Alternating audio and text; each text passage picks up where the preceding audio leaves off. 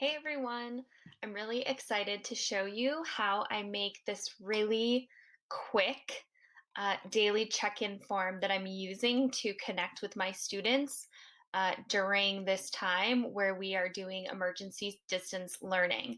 So if you want to see how to create a quick Google form like this, just keep watching. Okay, here we go. So first I want to give you a quick overview of what I use this form for.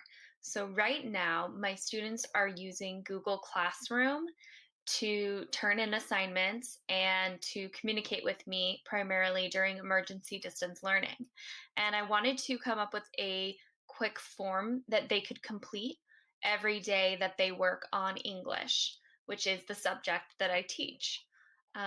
Right now, I am recommending that the students complete this a couple of times a week, but I also started off by using this as a daily check-in.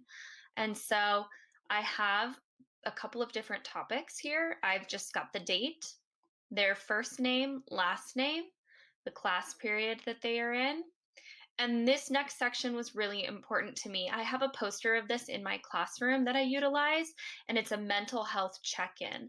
So oftentimes students will walk up to the mental health check-in and they'll put a sticky note where they're feeling. So are they feeling great? Are they okay? Are they meh?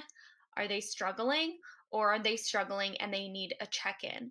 If they need a check-in, that's a very easy sign for me that I need to connect with one of these students in some way, whether that's emailing, calling home, or maybe even meeting them face to face in the form of a Google Meet or a Zoom. So this is a really quick way for me to check and see what is their mental state during this time. And we know that our students' social emotional learning is so important right now.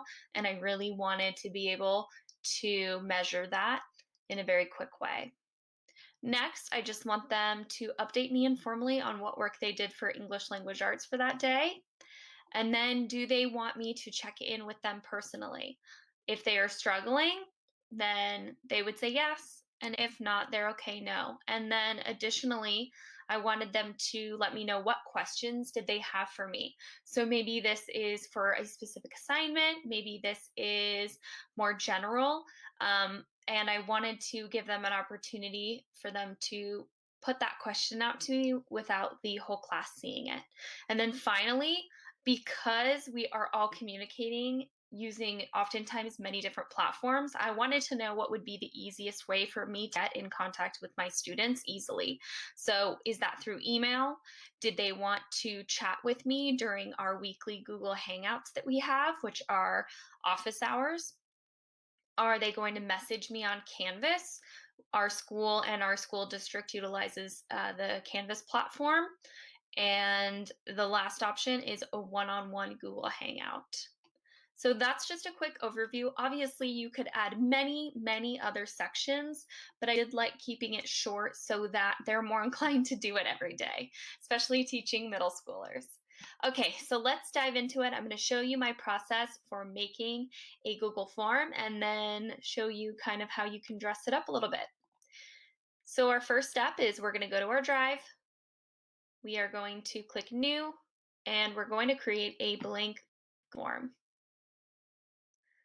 All Google Forms start looking the same way, and so you want to title it whatever you want to name this. I'm just going to say check-in, quick description, fill this in each day, and then you can take some time to just fill in the other questions, which I'll go ahead and do right now. Okay, so some quick editing magic, and we're back. I was able to go through and enter all those questions that I want to ask my students on this form. And my favorite feature of the new Google Forms is your ability to change the way that it looks. So you're going to go up to the top here where it says Customize Theme.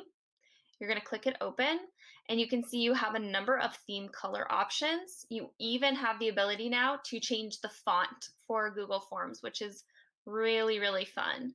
My favorite thing to do is choose an image. And my favorite website to use for photos that are free and high resolution is Unsplash. And I'm going to do a quick search. So, sunflowers are happy.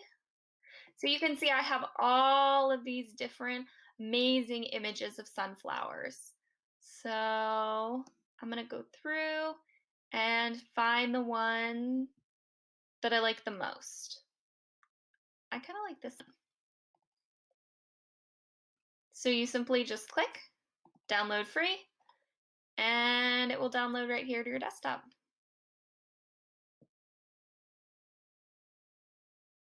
Next step is I'm simply going to be saving this to my desktop where I can easily access it. I'm going to go back to my Google form and you're going to click where it says header here, choose image, upload. If you don't want to, Google has been updating a lot of their stock images that they use for Google Classrooms, so you could feel free to choose one of those as well. I'm going to choose my sunflower.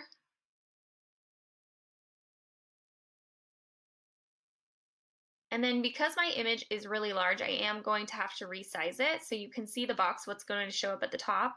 And I definitely want to maximize the sunflowers that we see. So you can kind of play around. I think I like that the most. I'll click done. It'll process. And then up next is my favorite thing, which is the form will automatically read the colors in the image and it will give you a bunch of different theme options. So you can play around with color and fonts in a way that you couldn't before using Google Forms. And that's pretty much it. As you get your students' responses, I always collect mine in an Excel spreadsheet for easy organization. I hope you guys found this video helpful.